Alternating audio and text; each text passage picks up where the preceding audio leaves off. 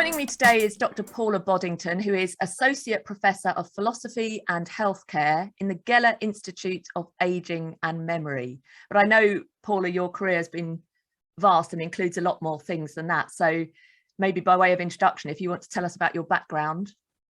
Okay, thanks very much. It's really lovely to be with you today, Catherine. Thank you. So my principal background in terms of academic subject is philosophy, but I've done a lot of interdisciplinary work. I've also studied psychology and law and social sciences in general, and I've done a lot of work in what you might call, well, in ethics, but often in applied contexts. So I've worked in conjunction with clinical geneticists and genomic scientists on ethical and social issues of genetics and genomics, and more broadly in medical ethics. I did an LLM in medical law some time ago, but so various issues like I've looked at transplantation ethics and there are numerous different areas, and I've taught in a wide range of areas.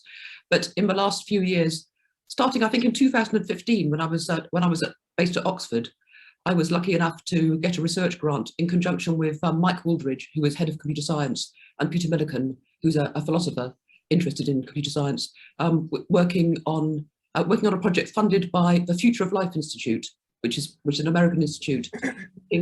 They put out lots of funding for work in the ethics of artificial intelligence. So I was working on a project there for a couple of years, looking at how we might develop codes of ethics for artificial intelligence and a lot of the issues around, the benefits and problems with that. Funded, since he's now so totally known everywhere, funded by Elon Musk, which was one of the advantages of that at the time was my daughter was a teenager and I was the trendiest parent at school. So that's a little aside. And you mentioned that I'm currently working in the Geller Institute of Aging and Memory, which is based at the University of West London. So I've also been doing work for a while with some colleagues. The head of a centre is Katie Featherston, who I've known for many years because we both used to work together in issues of social and ethical issues of genetics. She's a medical sociologist, and she leads a team of people who do research into the hospital care of people living with dementia who are admitted to hospital. So we're working on some grants. We had some grants from the National Institute of Health Research, looking at issues such as, actually we're just finishing up a project on continence care. So I really enjoy the work. The contrast between looking at issues in new cutting edge technology and looking at the basic care of people, elderly people and people with dementia in hospitals. There are actually quite a lot of overlaps actually between how the person is seen, how we understand what it is to be a human being.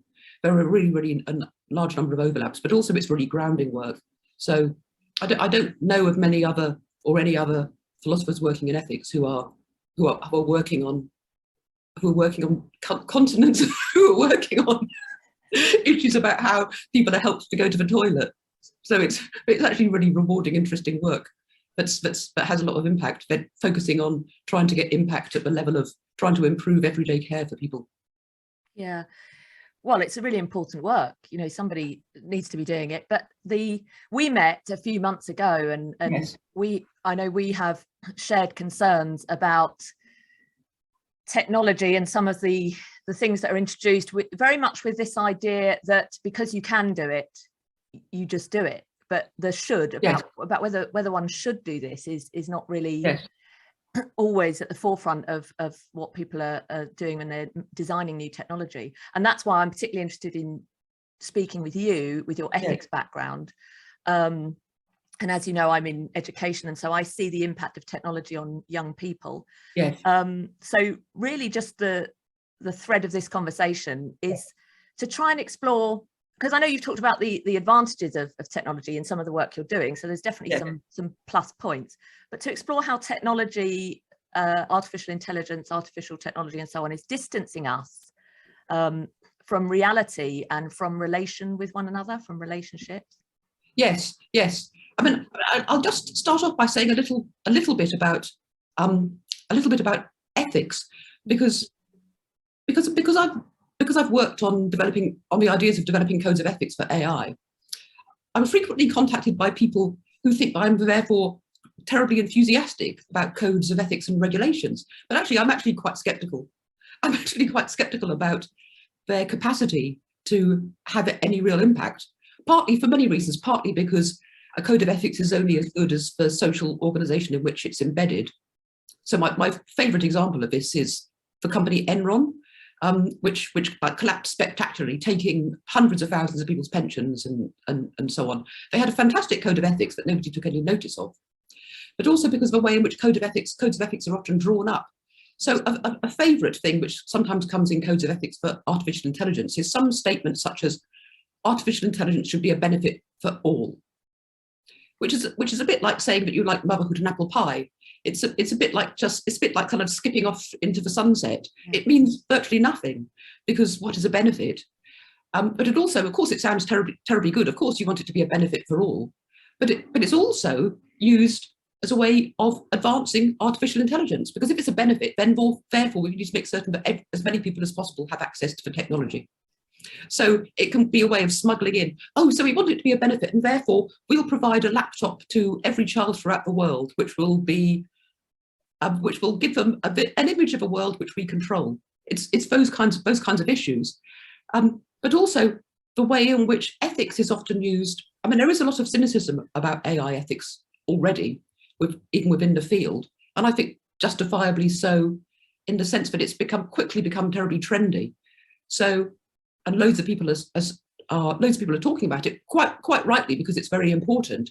So, of course, one of the problems is that lots of companies and organisations will have boards of ethics or put out statements because it looks good for them to be doing the ethics.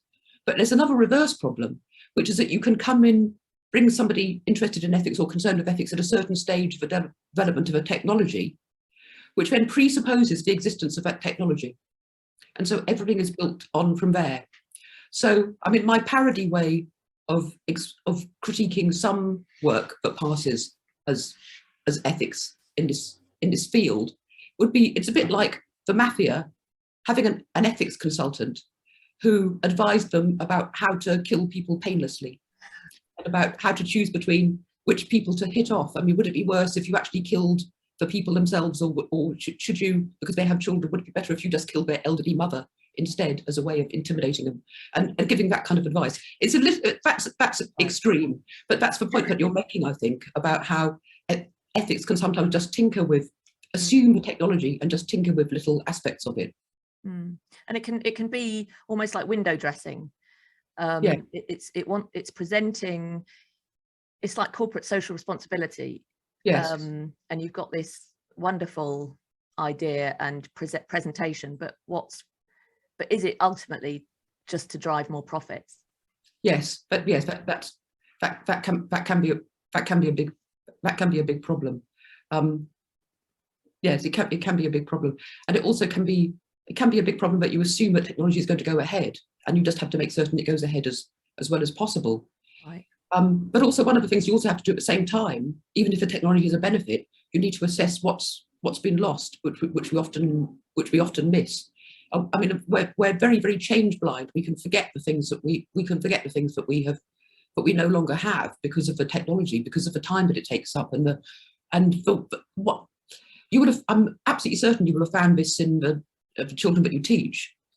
The technology that we have in general, and this technology in particular, is purposely designed to grab attention. Yeah. So that if your attention is captured in a certain way, it's away from something else, but you're not noticing other things. Yeah. So, for example, I mean, I'm looking at you, but now I could turn my attention to your books, which I can't quite see, but the flowers and stuff at the back. That would be a different way of capturing attention. If you had something outrageous on the back, I'd be looking at that rather than you. I'd have hidden it by now. Yeah. Yeah. Yes. My little cross from Colombia. Oh, right. Yes. One of my students brought me this. Oh, that's nice. I started teaching, and I taught this boy who was notoriously the worst boy in the whole school, and yes. He was all right. He was quite sweet, and he went to Colombia and brought me this cross. Anyway, sorry. Can I just make a point? Because the worst boy in the whole school often turn out. See, my father was a teacher as well. He was a woodwork teacher in a grammar school, so he often used to teach like the naughty boys, or he used to teach. So, for example, in those days, lots of boys used to pinch cars and go joyriding.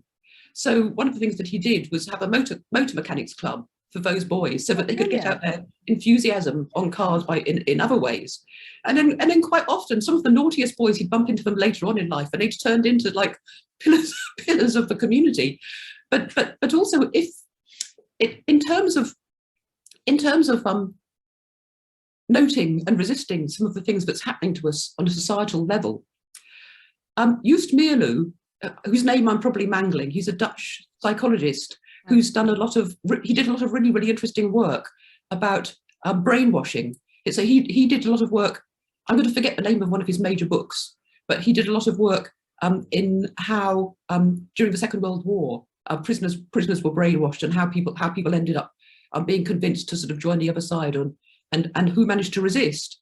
And I think also other people have found that a lot of the people who managed to resist were not necessarily the people who were like the great morally upstanding people, but the people who'd been naughty in school, or the people who had been generally resistant to authority. That is interesting.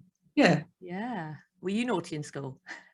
Well, I was the sort of girl I used to sit in the back row with the naughty girls, and then because I was quite good at school, I'd get. I remember in my physics class, the teacher used to really hate me because I'd be sitting in the back row with naughty girls, but I always knew the answer, and I would pass the answer on a note to the others. So she hated me. You're that annoying kid who passes all your exams and does really well, but you just do it on your own terms, and were probably able to do both. Right.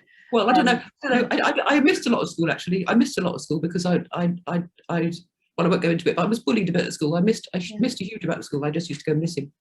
So, but I also mentioned that because if you haven't got on well at school, it doesn't mean to say you're not going to do fine at university. So. Yeah, no, that's good to hear, actually. And talking about the naughty boys and your father and his woodwork class, I think also there's not enough of that, the opportunity to do something physical, to do something with your hands, and to do something outside of the curriculum. When I didn't particularly like secondary school myself, and then didn't do particularly well either, because same reasons, actually. I was very disaffected and things going on at home and stuff. But then by the time sixth form came, I decided to go to a different school.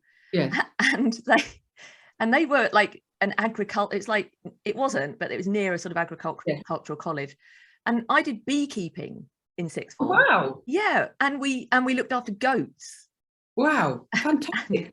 I'm not sure it was just what for. It was just an enrichment, but that was so good. It was so nice. And we made candles and honey, and but there's not a lot of opportunity for young people these days. And going back to, sorry, I've taken us away from the discussion, but going back to technology, is this drawing us away from reality and being in touch with ourselves embodied in nature, in time and space. And that's because one of my fears is for young people is going even further with the internet. They're already addicted to their phones, as we know, and video games and pornography, and we see the effects of that in school.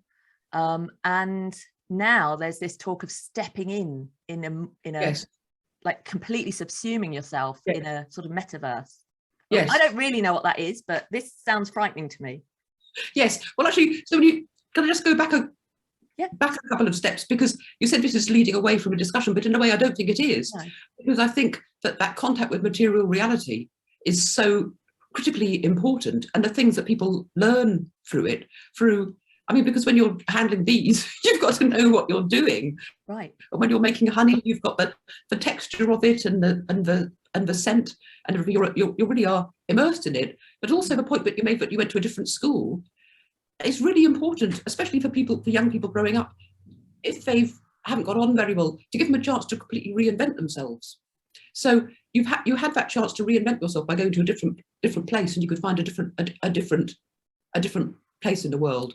But if we're all sort of connected into this sort of amorphous internet world, for one extent you can reinvent yourself by just having another fake account, but you didn't reinvent yourself with a fake account. You reinvented yourself with a real Catherine. It was still you, and you weren't like escaping to a whole different world. There were still, connections with the real world, but you could be in a different environment. So the pressures that young people, or people in general, have in terms of how they present themselves, how they present themselves online. I mean, one of the things that often startles me, actually, is how people will mix up, flatten identities online. So that they'll flatten identities so that you'll have you'll find out far more about somebody's life than you would ever have. So that the ability to draw those kinds of boundaries that you need, not for secrecy, not for doing anything nefarious, but I mean, those boundaries are harder to can be harder to draw, and it's being drawn into a world that's curated and unreal is. Well, that's an interesting point. You say unreal. I worry about the fact that it's limitless, that it's boundless, that actually we have to make a judgment, don't we, in what I call reality. I know there are people who argue differently, but in space and time, make a judgment about the costs and the benefit. I don't know whether it's worth me doing this for the exertion and for the time it will take. And those limits are then removed. And so the risky behavior, the risk taking then increases. But you said reality. I know you've spoken to me before about some people who are now arguing something like the internet, something like the metaverse is reality. Oh yes, actually, so there's a book. I'll show you the book. Actually, this is a book by David Chalmers. Can you see that? Reality Plus. Yeah. And it's a bit of a cover with like the clouds in it, as if we're just going off into the future. It's called Virtual Worlds and the Problem of Philosophy. So David Chalmers is actually quite he's a very well known philosopher, a philosopher of mind who works a lot in consciousness and in neuroscience. And this book he's actually trying to argue that virtual worlds can count as being actually real, and that you can possibly live as good a life in a virtual world as in, I don't know I forget what he calls the real world, in this world. Now there's a very well-known thought experiment in philosophy that, I mean, a lot of people are familiar with it, even if you haven't studied philosophy. First proposed by philosopher Robert Nozick in his work Anarchy, State and Utopia. So there's a large question in ethics about what it is we should be trying to aim at. So I'll just backtrack very slightly, so that utilitarian philosophers, a lot of people will be fairly familiar with utilitarianism, which has got lots of different forms, and modern versions of it attempt to be more sophisticated. But in its classic form, a utilitarian philosopher would just simply aim for maximizing the amount of happiness in the world in terms of maximizing the amount of pleasure and minimizing the amount of pain. So classic utilitarians would be Jeremy Bentham, who's from the 18th and 19th centuries, and then his protege James Mill, who was less well known than his James' son, John Stuart Mill. So John Stuart Mill is also very well known as being the author of On Liberty and famously defending free speech.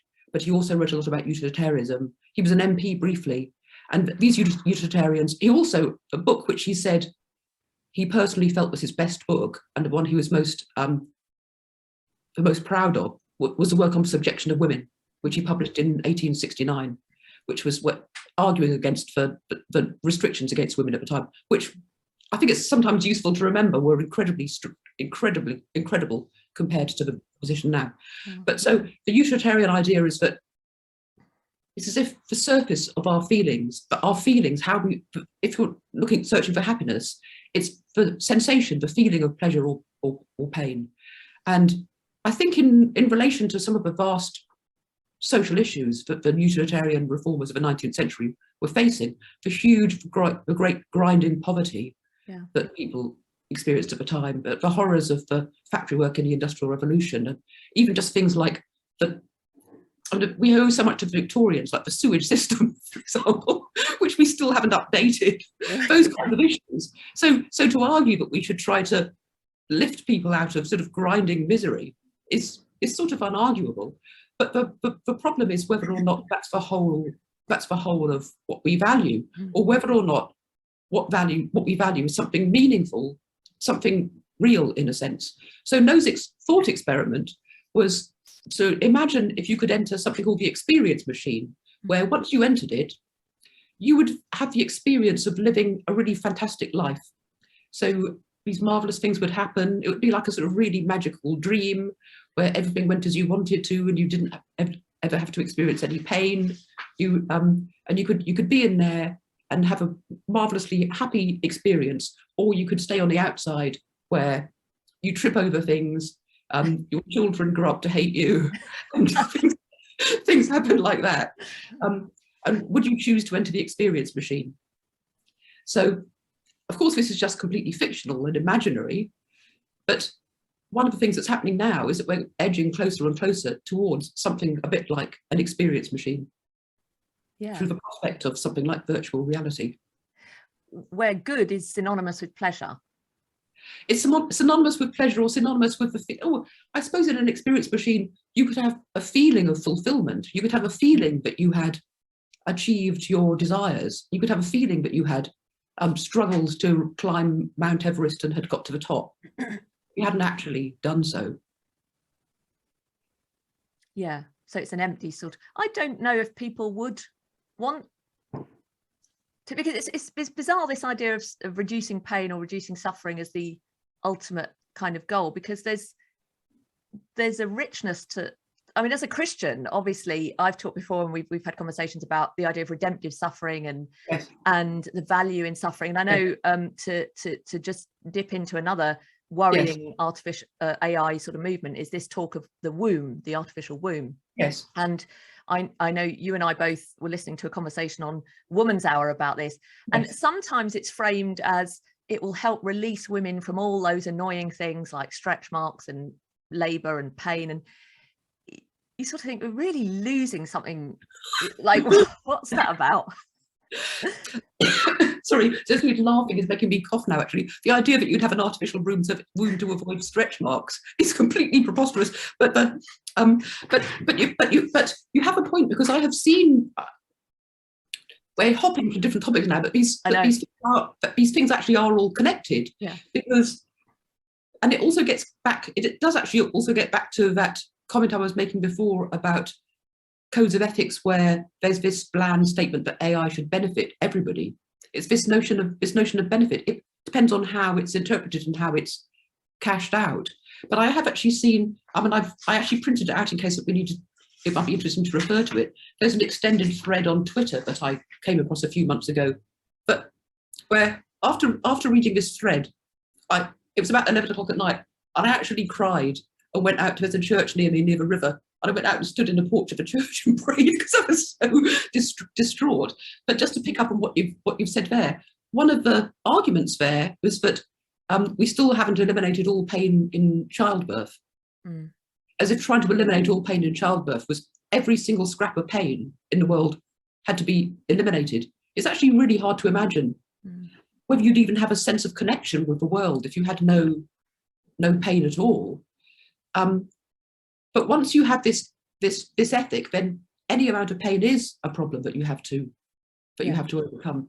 But it also that the artificial wombs and the sort of childbirth area is actually a really interesting example of the general problem about the use of technology, because we use technology to increase our power. We get on a train because we can get to where we want to go faster. I mean, we both wear glasses. Yeah.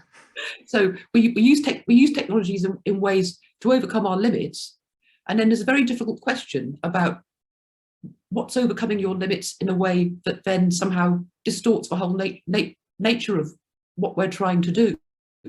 So that in the question of childbirth, one of the things that's really interested me is about how many of these questions actually do keep coming back to what's happening to women's bodies, actually.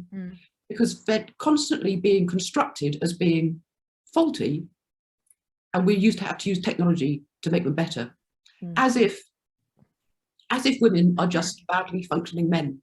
Yeah, but I would argue that this actually started with the pill. I don't know if we'll agree on this, but even the contraceptive pill, I think, is treating fertility as some kind of, a healthy, fertile woman as something to be medicated. I think there is an issue there. I mean, I think there is an issue. We may not agree completely, but I think we're going to agree broadly that it's an area that's actually really incredibly difficult and incredibly difficult to get the balance right. Actually, I could just backtrack to John Stuart Mill, actually. Yeah. Because one of the things one of the things in his life which was kind of like, in a sense, hushed up at the time.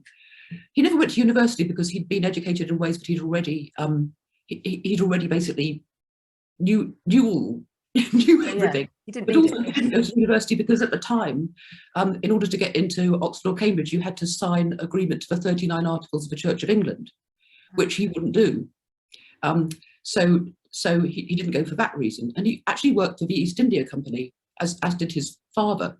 And he was walking to work one morning, age 17, across St James's Park, where he came across, when was he born? This must have been about 1820 something. He came across the body of a newborn baby that had been strangled and just abandoned under a tree, which was quite a common thing in London at the time, because people were so poor, and also because actually so many women worked in prostitution because of a seamstress couldn't even earn enough money to buy food for one person. So the levels of poverty was just so appalling. Yeah. So he and a young friend wrote some leaflets explaining to women how to make homemade contraceptions using lemons and so on, to try to prevent this kind of thing happening. And I'm fully aware that this is against the teachings of the Catholic Church, but it shows the difficulty of the position that people were in. Yeah. And I do think it's incredible that a 17-year-old boy and his friend would be so concerned. They were arrested for indecency. They were arrested because it was counted as being indecent. That is the kind of thing that they were motivated to do, to try to prevent this kind of the terrible suffering around them. So I say that just because it's very easy to oversimplify these matters, and we are dealing with really, really difficult matters that really impact on people's lives. Yeah. So I think it's important to sort of see that there is a complexity there, but yeah, there is, and I mean, we wouldn't have time to explore the Catholic Church teaching on it, but it is never about, it isn't about saying, well, those women don't matter, or it's I think it's about the behavior that leads to those things, that requires contraception in the first place. These are the things, and that goes back to the nature of the human person, which is what is at the root of this sort of discussion, this attempt to escape suffering, this attempt to go into an artificial world. It all seems to be because we don't seem to have an understanding of what sort of creature we are. Why would we, as humans, as I see it, as made in the image and likeness of God, in a created natural world, given to us by God, that we receive, why would we want to, like that? I'm not explaining myself well at all, but the sort of creature we are, that doesn't seem to match our end. What, just to escape suffering, just to avoid pain, is it's always, what is it for? What's the ultimate? Yes. So what, you spend 20 years in the metaverse and you haven't bumped your toe? What? Yes. Yes, there does seem to be a lot of meaning there. And then when I was reading this stuff on Twitter about the idea that we haven't yet eliminated all pain in childbirth, it was, and I think I laughed at the idea that what woman who wants to have a baby wouldn't mind? I mean, I have to premise this because I do realise that actually there's human females have a terrible time compared to other species.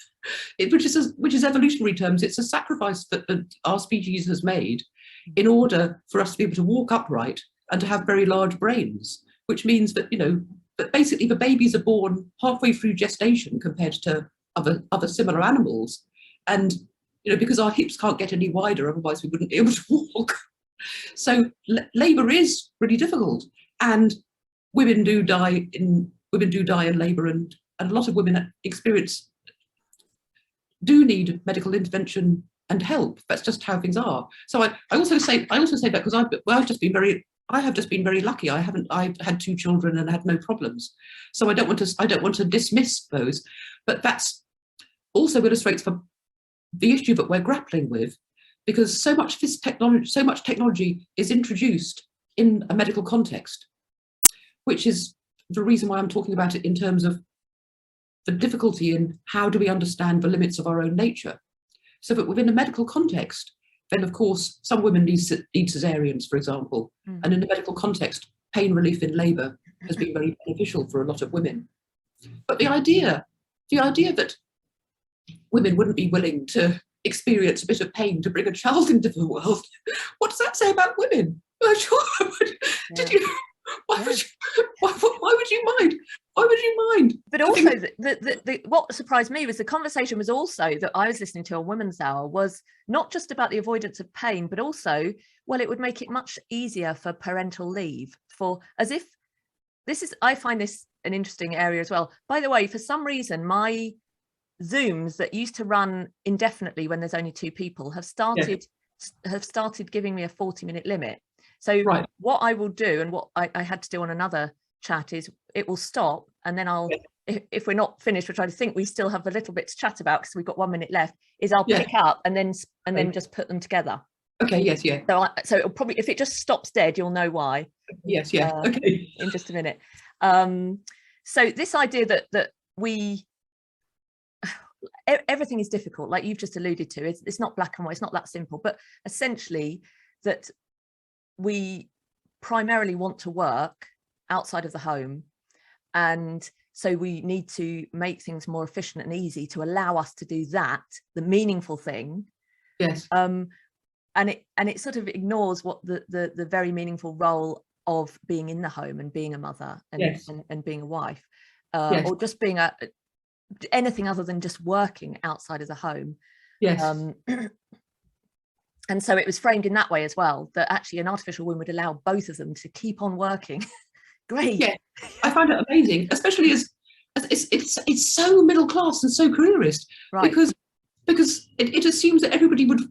Some people have jobs that they might find okay, but would quite prefer to be at home with their child. But some people have jobs they hate. They only go to work for money. Yeah, and a heck of a lot of people. Yes. They need to pay the bills, and Hi, sorry about that. We are back. So Dr. Paula, thank you. We were talking about how this idea that work is the driving factor. Yes. So making things efficient, making things easier so that we can work outside the home, and that some people may have careers that are so very fulfilling. In fact, teaching, I teach, you teach, is a very rewarding and fulfilling career. Yes. Yes. But sometimes it's raised to the level to such an extent that it neglects to recognize that there is also fulfilling work within the family and in the home. Yes. It's interesting. Actually, even that division between work outside the home versus work inside the home is a sort of a fairly modern creation, because the division between, I mean, there used to be so much more work that went on in the home. You know, when people would be spinning at home and doing all sorts of other domestic tasks, making their own soap, and the division between it is fairly modern. But the idea that work inside the home is of less value. It's also interesting because over the last half century or so of discussions about the position of women in society, which again is another massively complex and controversial question. But one of the things that it strikes me is for ways in which the ideas, feminism is such a loose church, I suppose if you want. It covers so many different things, so many different ways of approaching the question. It covers theory, it covers activism, and loads of completely different competing ideas. Yeah. But it strikes me that the sort of gains that have come from, say, second wave feminism are mostly focused on ones which are cohere with advanced technologies, such as the technologies of reproductive technologies and so on, and also are help to advance the economy. So the very idea that equality concerns making sure that we're in the workforce, making certain that there's 50% representation, those sorts of things.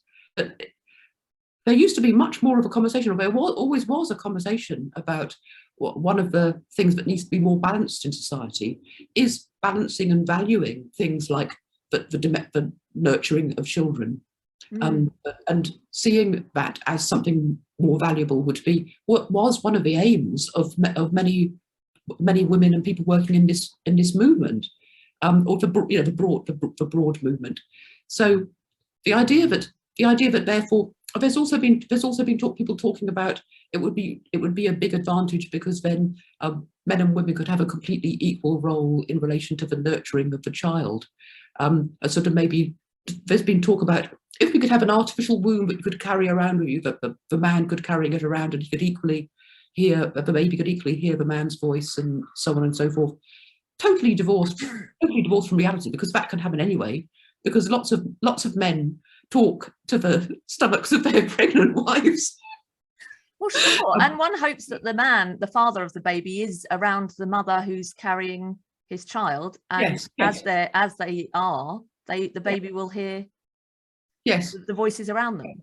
Yes, but over and over, the advantage of these technologies talks about women's bodies in totally disassociated ways, as if it is something that you just put in.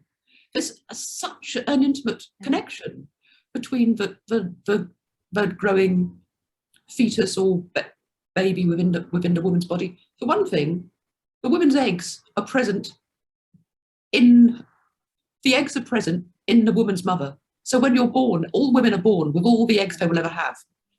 So that gives everybody a really close connection with your grandmother. I was inside. We were all inside our grandmothers. Yeah. And then when the baby's growing, there's a huge intimate connection between the baby and the mother. They don't just it's not just you get a bit of few nutrients. The cells are exchanged. The free fetal DNA goes into the mother. I mean, they've found fetal DNA in women sort of a couple of decades after they've given birth. If, say, for example, your heart is damaged, the fetus will send stem cells to help repair it. There's such an intimate connection between the two. And the idea that, and also it means that I don't want to sound reductive in terms of talking about hormones, but as a matter of fact, we are embodied beings, so that all your hormones are preparing you to bond with the baby. And that, through, and obviously I do realise that some people for really sound medical reasons do need to have cesarean sections, but vaginal delivery has big impacts on the I can't go on. I know what you mean, and I think this is for me, and again, because I'll look at it from a theological perspective, always first, is that we receive creation from God who knows best, and I feel like it's all attempts to replicate what's already okay, because God, and by okay I don't mean that we live in a fallen world and that things are perfect in this world. They aren't, but things, it's an attempt to try, like you say, to try and design this artificial womb. The lady talking about it on the program I listened to the other day, when the interviewer was asking her questions and pushing her, she couldn't answer. Well, what about this? What about breastfeeding? And what about, we haven't really thought about that. Because there's so much more going on than just growing biologically, giving the nutrients. It's like those children that they kept fed. Was it I don't know, they realized that if they neglected them and they didn't touch them, they died, even though they were given food and water and had all the nutrients to let their body grow. They died because they just weren't held, they just weren't touched. And it seems to just miss that completely, that there's so much more. We say in our creed, the visible and the invisible. There's so much invisible that you can't account for, and I think it's dangerous to try and do so.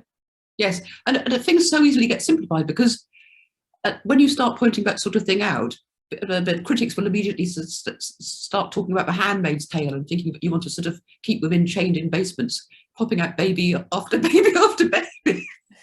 Right. And if that's you're saying that's all that women are good for, or that therefore women must must always be in the home and never do anything else.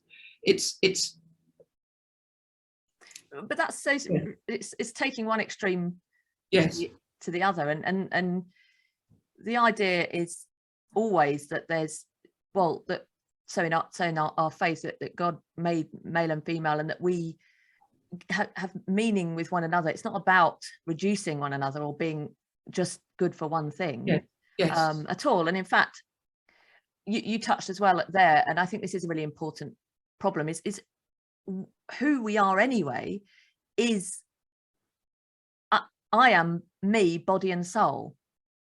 That we are not this ghost in a machine, this sort of haunted house. Who am I? And now the conversation is, well, there's this thing that can move to another body. What is this thing? Because actually that's just you. You don't have a body like an accessory. Yes. But that's really interesting, because people are talking about it as if that is the case. That's one of the things I've noticed so much in so much technology, but they're talking about as if the self, your internal notion of the self, is who you are, and that's completely prioritized. And then the body is a sort of commodity, like a property that you can do whatever you want to. I mean, just something else I wanted to just before we go on to that, just something else I wanted to say about the notion of equality that lies behind the idea that if we have artificial wombs, it will free women from reproduction and therefore they can be equal to men. For one thing, that is going to be false, because even if well, for one thing, it's going to be false because they never talk about where you get the eggs. So sperm harvesting for men is really easy. And we don't need to explain why. It's really easy. Yeah. But for women, getting the eggs out involves a lot of pain. It's a lot of medical complications. You can die from it, rarely. You can have lasting medical complications, and it involves, it's really invasive to get out the eggs. They always forget about that. Yeah. They always forget about that.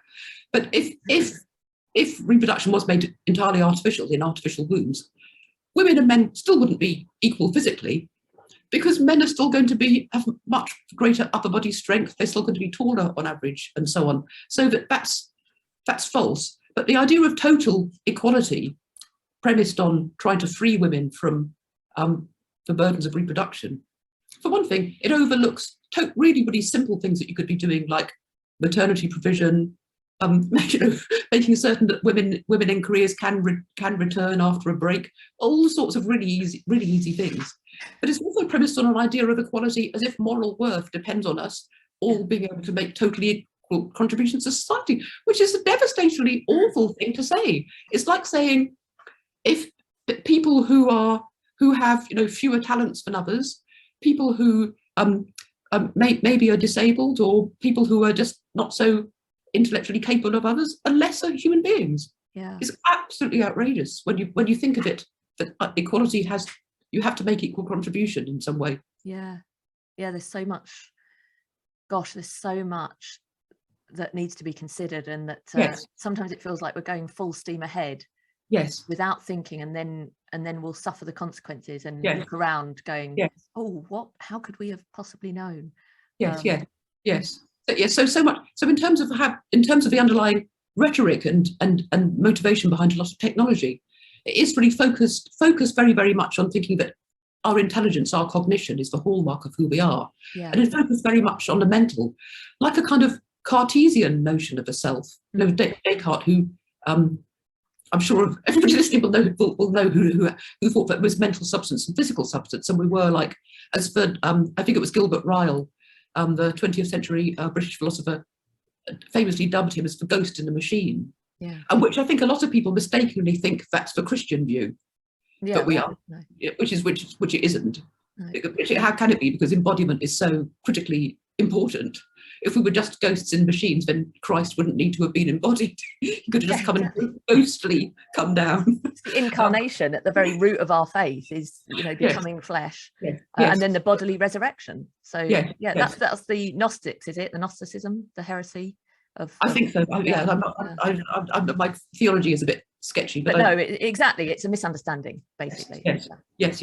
It's a misunderstanding, but it's a misunderstanding which sort of permeates a lot of the thinking behind technology. So that even the way in which we present our bodies, even through simple ways in which you can, those filters you can put up so that your eyes look bigger and you look, but your waist, all those people who put up photos of themselves with these like Kim Kardashian type things, and in real life they just look like anybody else with like slightly podgy waist.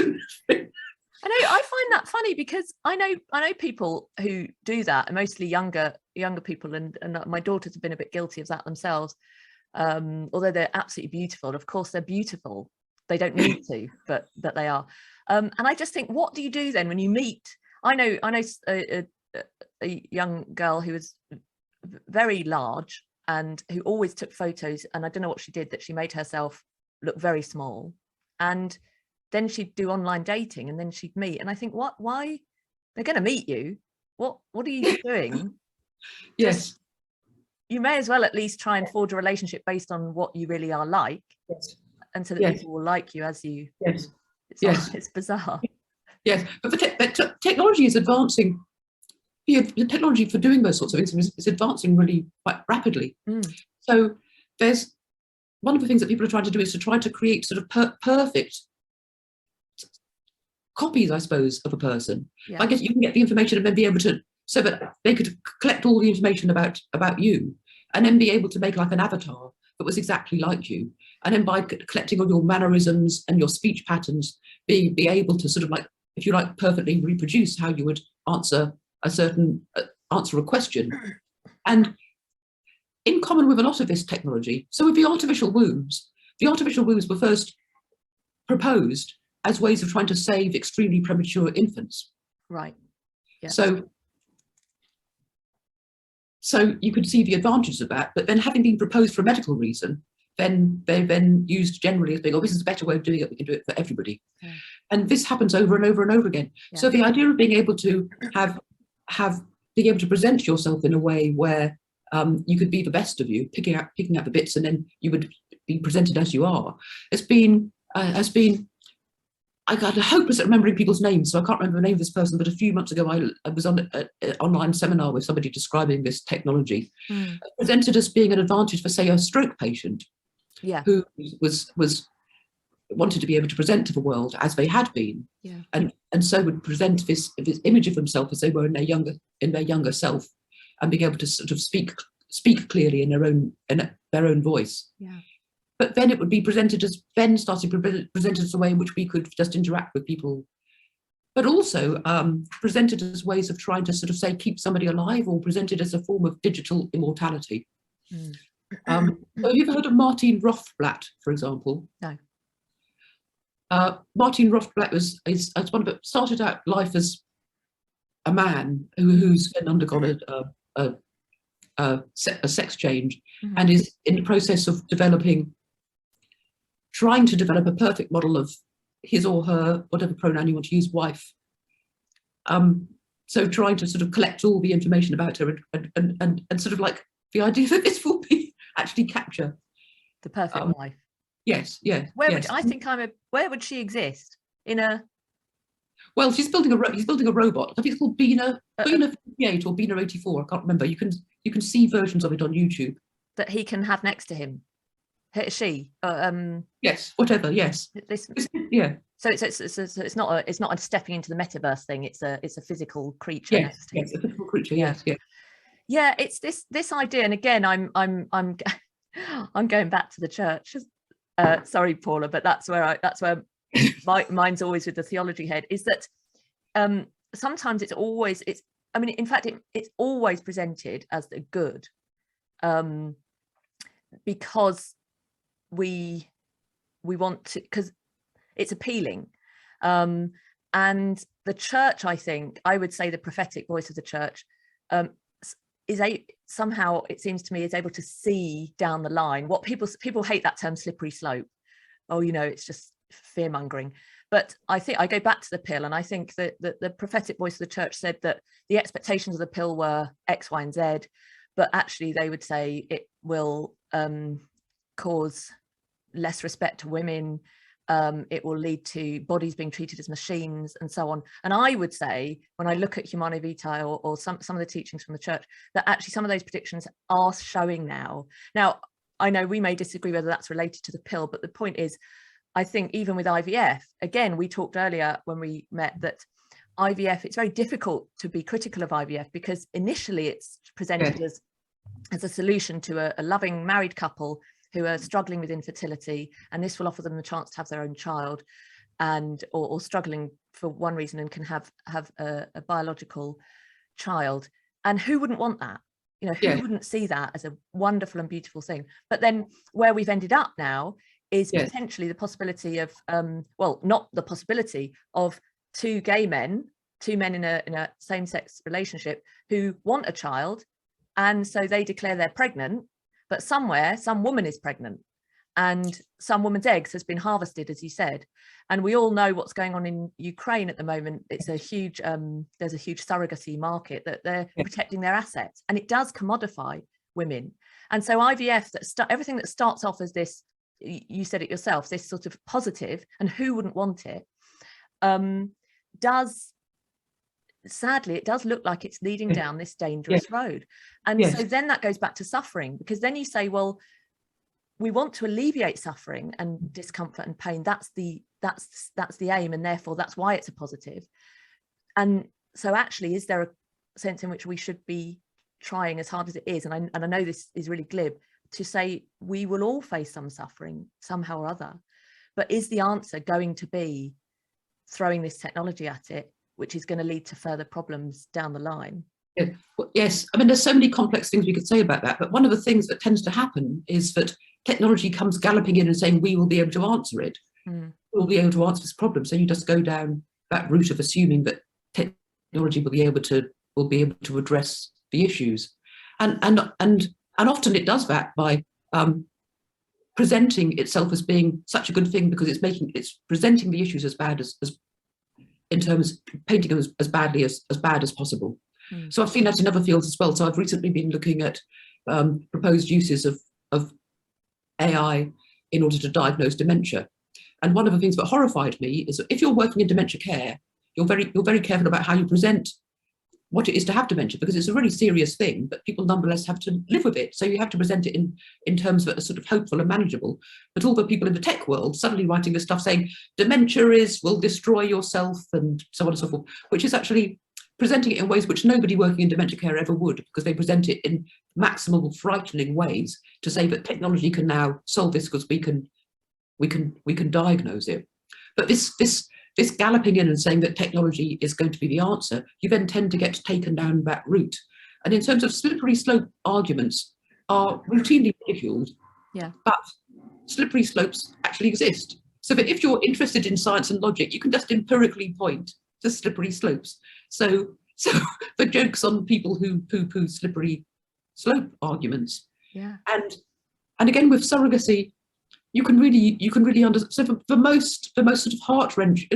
So there have been cases, for example, where an identical twin has acted as a surrogate for her. If one of them has developed a fertility problem. Those kinds of cases, where it's very close in the family, you could. It's really hard to say they shouldn't be doing it. It's really hard to draw a line. But in those kinds of cases, these notions of commodification and seeing the surrogate mother as just being a commodity doesn't really seem to be an issue. So that's one of the things I really try to avoid. If you're working in ethics, people always think that you're going to say, well, what should people do? What shouldn't people do? But I kind of think it's up to you to decide. But I'm trying to sort of just help to analyze and illustrate what's going on. But one of the things that's really clearly happening in surrogacy, it becomes really, really clear the cases that have always popping up in the news now of gay men using surrogates. But it all happens in other cases as well. It just becomes easier to spot. And it's also easier to spot because so many of obviously the ones who come into the news are sort of celebrity gay men. Partly because it's incredibly expensive. It's really incredibly expensive to do. But also because of the ways in which they're talking about women's bodies. And because of the ways in which there's a sort of divide and conquer approach to the woman. So a lot of these cases, so Ukraine is a problem because it's become a sort of wild west of surrogacy. I think that people should be aware that the UK is considering changing our surrogacy laws to make it more like the Ukraine. Really? So there's an organisation called Stop Surrogacy Now, which you might be interested in looking at. There's a conference coming up. I think it's on the 26th of May in London, that you might be interested in actually. I'll send you the links. So there are a lot of people who are really concerned about this. And when the government had an inquiry about it, they presented it as a gay rights issue, as an issue of gay men being able to have reproductive rights. And I believe failed to invite any women's organisations.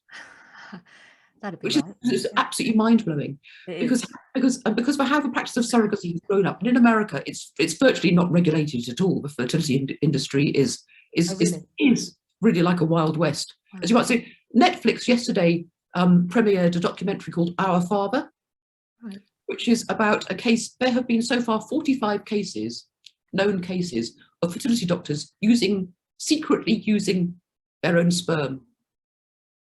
Wow. In some cases where the women thought it was a donor, in some cases where people thought it was their husband's sperm. He's got 94 known children. No. Yeah. It's mind-boggling. What was his motivation? Just because he could? It's hard to know. It's hard to know. He's an elder in some church in America. My goodness. He's got quotes like that Jeremiah quote about I'm in the womb. I knew you. All around his office and stuff. It's the creepiest thing you've ever heard. But that's just to show that the surrogacy and fertility industry in America is really, really badly regulated or unregulated. So, but for practice that's grown up for surrogacy is a divide and conquer practice. So when people are choosing surrogates, they want to have the best quality eggs. So they tend to go for something like an Ivy League student who wants to sell her eggs to fund her. So one of I know you shouldn't laugh at this kind of thing, but if you got to an Ivy League university and you were really, really bright, you would have a scholarship. So the only the ones who didn't get scholarships would need to sell their eggs. But that's so. But if you're, because then people are thinking about it basically like breeding horses or something. Yeah. So you want to get the best quality eggs. But then when you come to gestating the baby, then sorry, don't drink of water. Talking too much. No, keep going. There are lots of surrogacy clinics around military bases because military wives in America are paid, their salaries tend to be very low and their husbands are away for long periods of times. So they go for poor and disadvantaged women to be the surrogates because they're not paid all that much, and they're just, so it's like, it really is commodifying and splitting women. But one of the reasons for using a different egg donor to the surrogate who's actually carrying the baby to term is because then you can say the surrogate's baby is not really her baby, and the egg donor, who's often paid a lot of money for the eggs because they're sort of like in a bidding war, right? You know how good the quality of your eggs are. They're often paid a lot of money. So if they were also carrying the child to term, it would be straightforwardly recognizable as people trafficking. But because you've split it as the egg from one woman and the womb from another, it's not people trafficking. Goodness, that's messed up. It's completely messed up. It could not be more. It could not be more messed up. And this is the incoherence of it all: is that with all these advances, then we also have, well, we've got, so people with Down syndrome are living longer.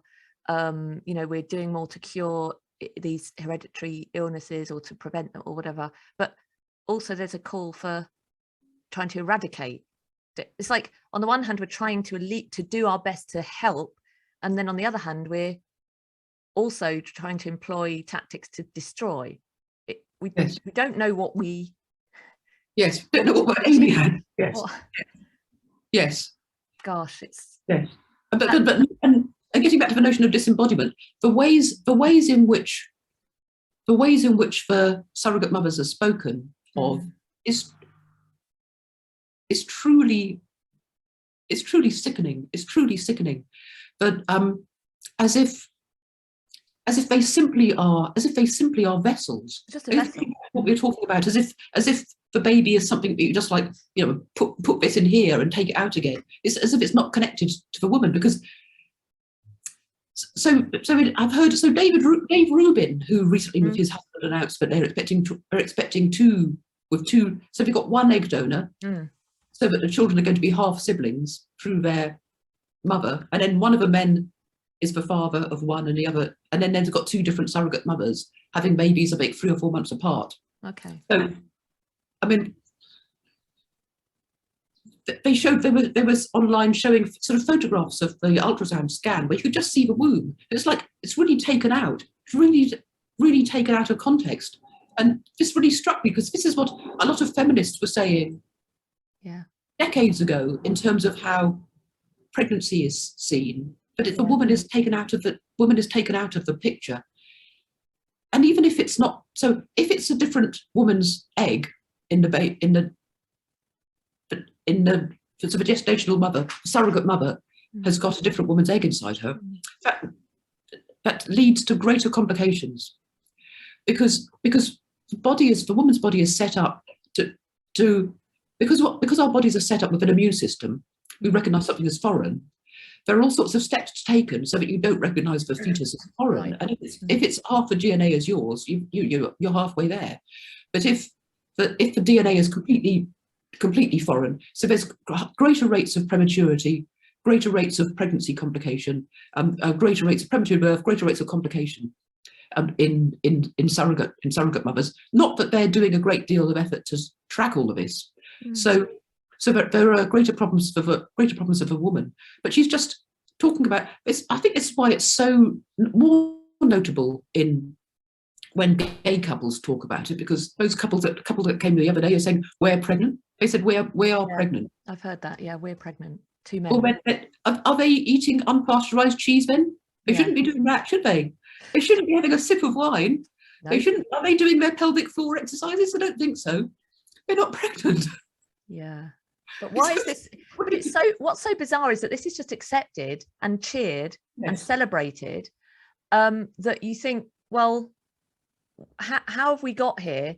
I know the Dave Rubin one was awkward for people on the so-called right because, especially Christians, because obviously he sort of seemed to be affiliated in so many other ways politically. Yeah.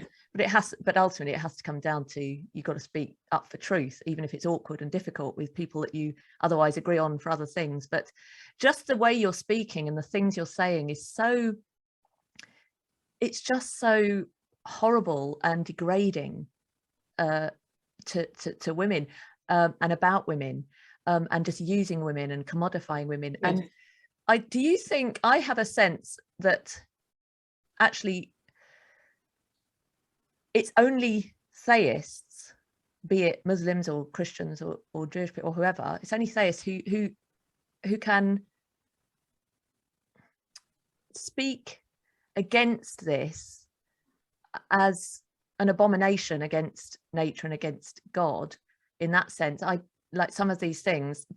And even the transgender movement, I wonder if I sometimes see people who are not theists struggle to explain why anything's wrong.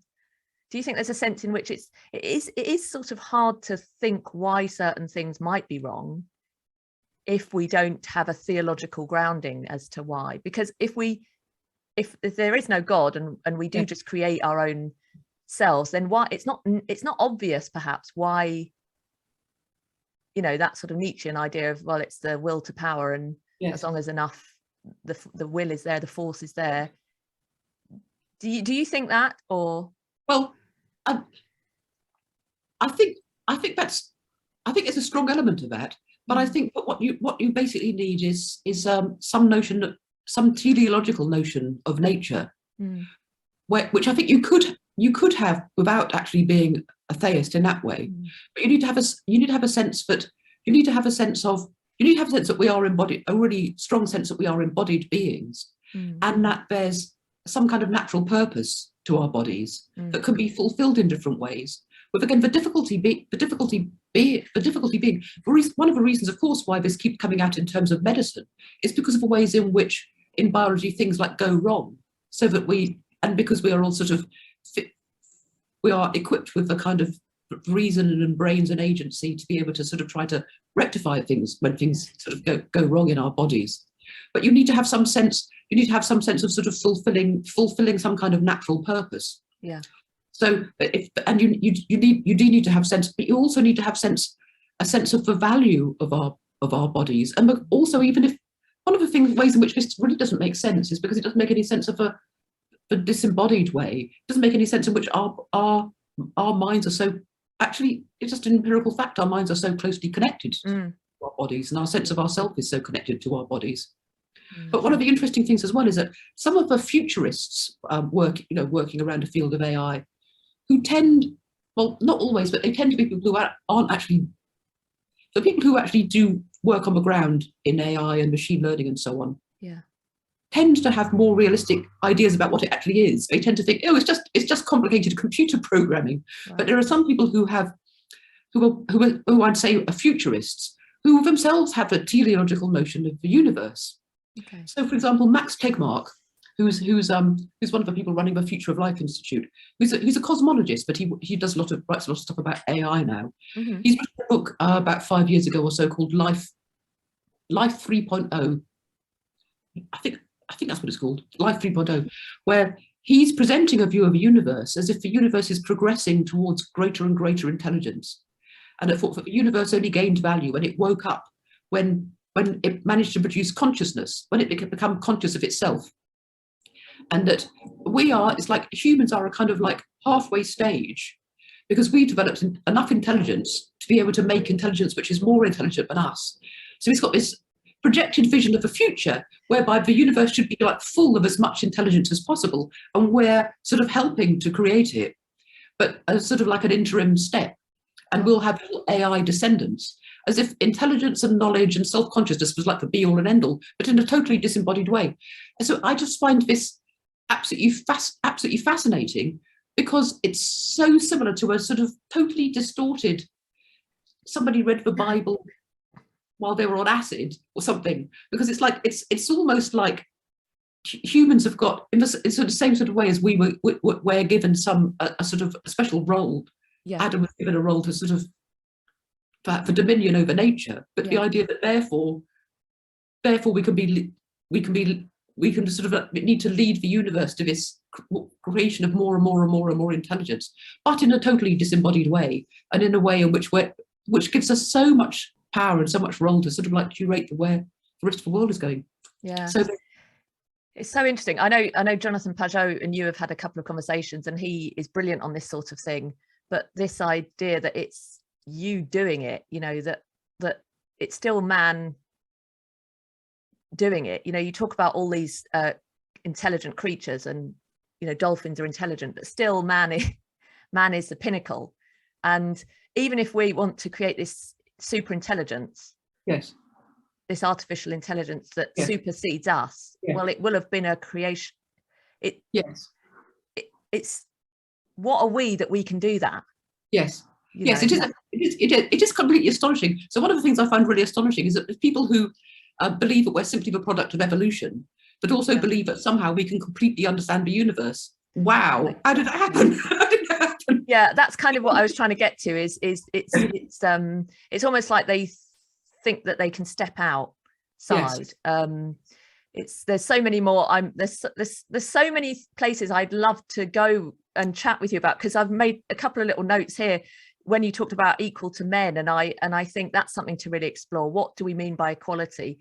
When we say equal to men, is that the same as men? And so maybe it would be good to chat again about that. But my timer's ticking on, and it's going to close us down. It's going to close us again. So I'm going to have to deal with this 40-minute block and try and sort that out for another conversation. But given that they probably want you to pay something. They want me to pay, and I'll sort that out, because it's not very good to have to be interrupted mid conversation. But since it's drawing us to the end of the other 40, I'll draw it there. I'm just thinking in terms of artificial, and I could do with a tan filter. That's the thing. I'll go that far. Anyway, thank you so much, Paula, and hopefully we can chat again, and I'll watch this back and then see what comes from this that we could pull out another thread. Yes. There's a half a dozen things on the tip of my tongue that I wanted to take off from there, but I know. It is like that, isn't it? Sometimes when I'll watch back, I think, oh, that's somewhere to go, but that's why it's good to maybe reflect on that and then have a further conversation. But I really appreciate your time this morning, and thank you very, very much. And we'll catch up hopefully in person again and have a cup of tea. That'd be lovely. Lovely to see you again. Yeah. Okay. Take care. Bye-bye.